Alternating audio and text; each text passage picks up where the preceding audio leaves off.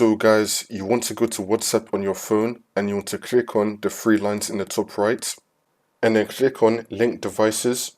Once this comes up, you want to log out of every single device that you have signed in on WhatsApp web. So you want to click on your device and then click on log out. Do this for all the devices that you have.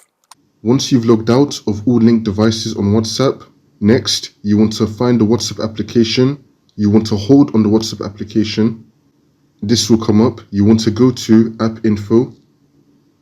Now you want to scroll down. Now you want to click on permissions. Make sure you have your camera allowed as a permission on WhatsApp. Now we're going to go back. Next, you want to scroll down and then click on storage. Once this comes up, in the bottom right, you want to click on clear cache. You want to clear the WhatsApp application cache.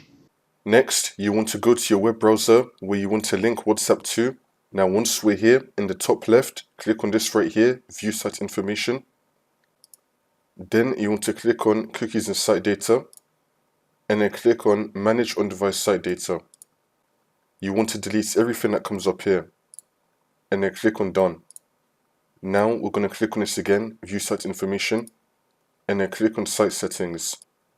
Once this comes up, you want to click on delete data, and then click on delete.